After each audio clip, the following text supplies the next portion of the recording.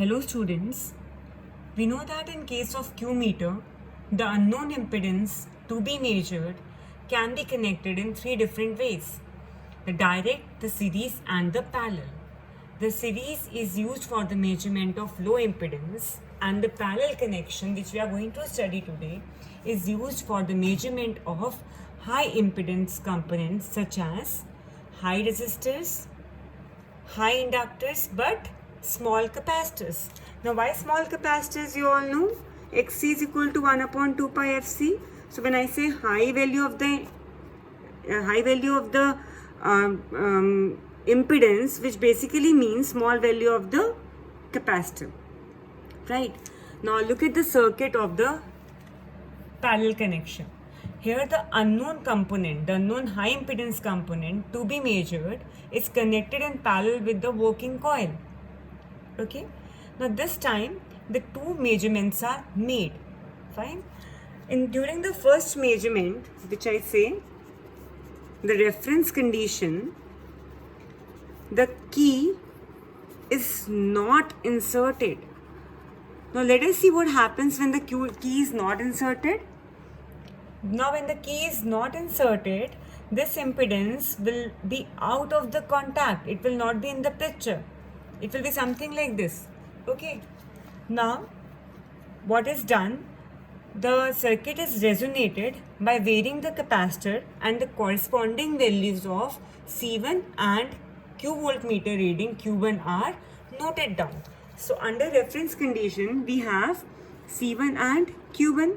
You all know that at resonance, XL is equal to XC1, which means that omega L is equal to 1 upon omega C1.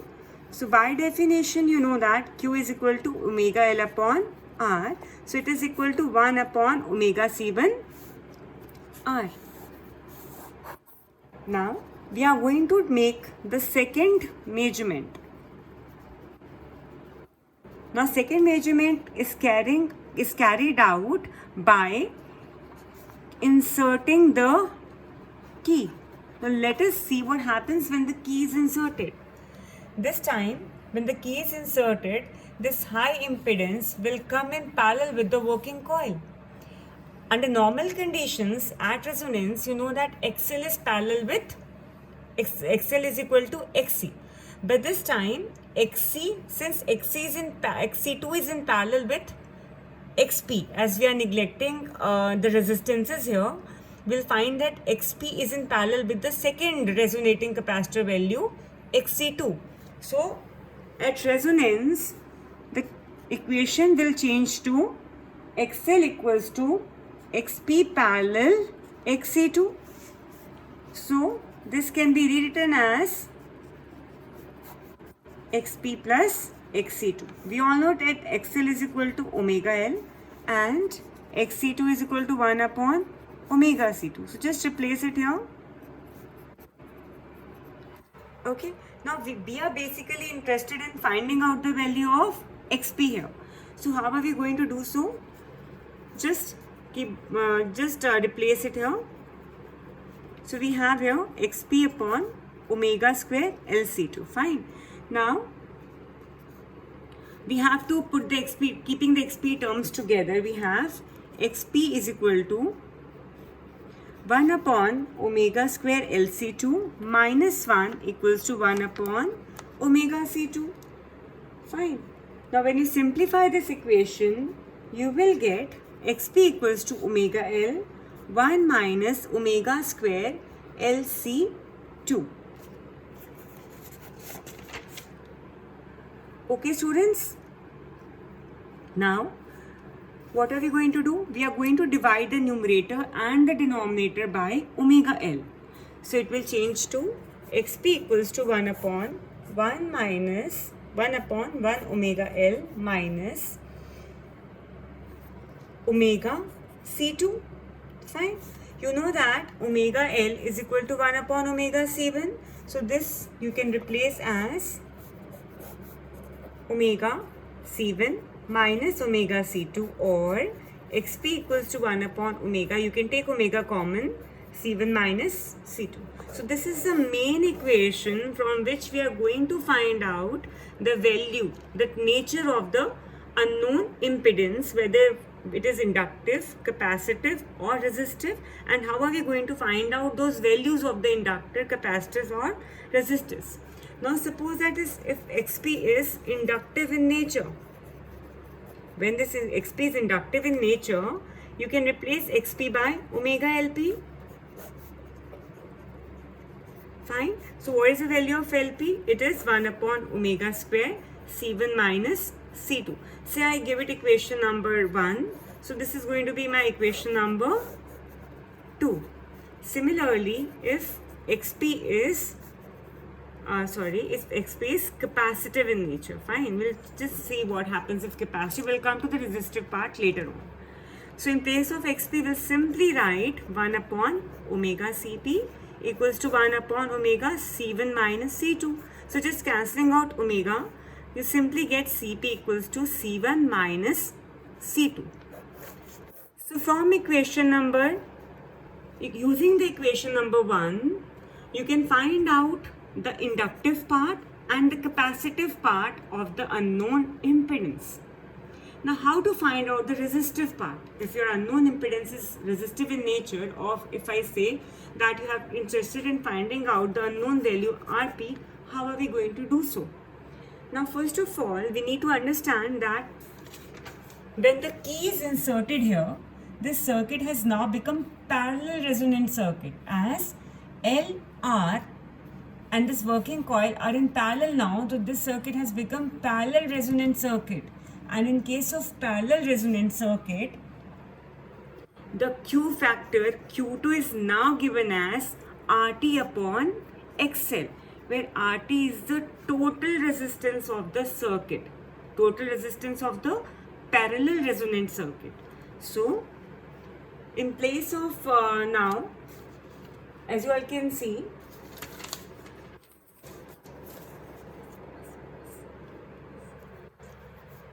in place of XL, we know that XL is equal to 1 upon omega C1, right?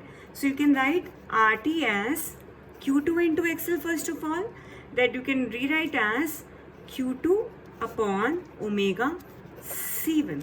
Just keep this equation in mind, we are going to use it later on, fine. Now, we have the equation of RT with us. Now in order to find out the resistive part Rp, as you have assumed unknown impedance to the best as parallel combination of XP and Rp, fine. So we are interested in finding out this Rp. This Rp can be found out, this resistance Rp of the unknown impedance can be calculated from the conductances in the circuit. So let us assume GT. Let us take GT as total conductance of resonating circuit. Let us assume GP to be conductance of unknown impedance. And let us assume GL to be conductance of working coil. So obviously your GT is going to be GP plus GL, but we are interested in finding out GP. Since one GP is known, you can take the reciprocal to simply find RP. Now this GP can be found out by subtracting GL from GT, fine. Now what is your GT? Fine, GT is nothing but 1 upon RT, and you have already found out the equation for RT. So just take the reciprocal of it. So we are going to get omega C1 upon Q2. Now let us give it equation number 4. Now what about GL? GL is 1 upon R plus J omega L, as this GL is the conductance of the unknown impedance, which has two components, Rp and XP. So it is basically R plus J omega L. So just rationalizing it. So what are we going to get here? R upon R square plus omega square L square minus J omega L R square plus omega square L square. We are neglecting the imaginary part here. So GL will simply be written as R upon R square plus omega square L square. Fine, students. Now we are interested in finding out GP. So just GP can be written as omega C1 Q2. Say this is equation number 5. So just substituting equation number 4 and equation number 5 into the main equation of finding GP. So what are you going to get? Omega C1 Q2 minus R upon R square plus omega square L square. So we have to use some trick here to solve to make the equation easy for solving purpose. What are we going to do here? I am going to divide the whole equation by R square, which means that we'll have 1 upon R here, and this will be 1 plus omega square L square upon R square. Now why have I done so? I wanted it, I know that since I know that Q is equal to omega L upon R, and since I've divided it by R square, now this will become Q square. This will become Q1 square, because Q1 is equal to omega L upon R, that we have found out from the reference condition. Fine. Now we have omega C1 Q2 minus 1 upon R 1 plus Q1 square. Why? Since we have taken Q1 is equal to omega L upon R. Now 1 plus Q1 square is almost equal to Q1 square. This one is very small as compared to this Q1 square. So we can rewrite it as omega C1 Q2 minus 1 upon R Q1 square, or just like this. Okay. Also we know that Q1 is equal to 1 upon omega C1 R. So just for making the simplification much easier, we'll substitute here omega C1 Q2 minus 1 upon R Q1. This we keep as such. Instead of this 1 upon Q1, we'll write omega C1 R. So R will get cancelled out here. So what are you left with is omega C1 Q2 minus omega C1 minus omega C1 Q1. Fine. So this is our GP basically. Okay. Now we need to simplify it.